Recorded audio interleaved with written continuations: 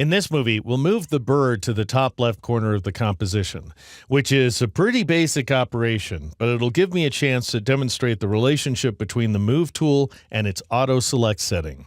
So the first thing I'll do is switch to the Move tool, which you can get by pressing the V key. And then notice the auto select checkbox on the far left side of the options bar. This setting has been with us for many, many years now, but in the past it's been turned off by default. In the most recent version of Photoshop CC, it is now turned on by default. And let me demonstrate the difference that makes.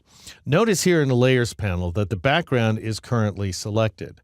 But imagine that I want to move the bird, which I do, and so I'll just move my cursor into the image window and begin dragging the bird like so. And just like that, Photoshop goes ahead and automatically selects the layer as well as moving it, which might lead you to believe that this is a really great change to the software, and an obvious one at that. But it can prove confusing at times. Imagine, for example, that you know that the wing number 1 layer is selected, and you want your cursor, for whatever reason, not to be located directly on top of it. At which point, if you begin dragging, for example, as I am, then you end up moving an entirely different layer, in my case, the horse. The same thing could happen if I drag on one of these little dollops of paint here, in which case I would move that brushwork layer instead. Things get even weirder if you begin your drag outside of a layer. So for example, let's say I move my cursor below all the layers to this empty region right here, in which case if I were to begin dragging, I would create this marquee, and that marquee is going to automatically select layers, as you can see happening over on the far right side of the screen inside the Layers panel. So notice if I move my cursor down, nothing's selected, and as I start moving it up, I select multiple layers inside this panel, after which point if I drag again, I move all these layers together, which obviously is not what I want. And if I were to now just click up here in this empty region, I would select nothing whatsoever inside the Layers panel.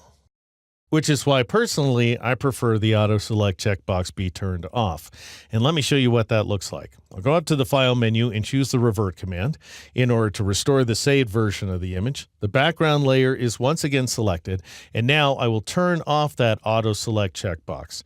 Now if I try to drag anywhere inside the composition, whether on the bird or not, I'm going to end up with an alert message telling me that the Move tool cannot move this locked layer, by which it means the background.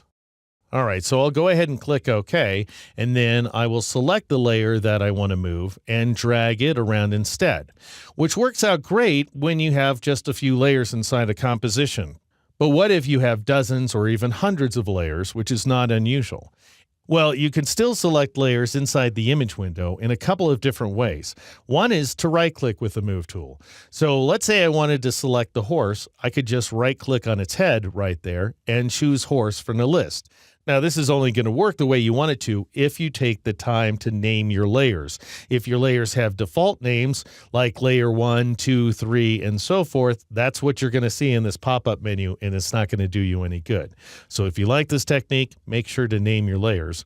Another way to work is to press and hold the Control key or the Command key on the Mac. And I want you to watch the Auto Select checkbox over here on the far left side of the Control panel. If I press and hold the Control key or the Command key on the Mac, that temporarily toggles that checkbox. So if it were turned on, it would now be turned off. But because in my case it's turned off, that turns it back on.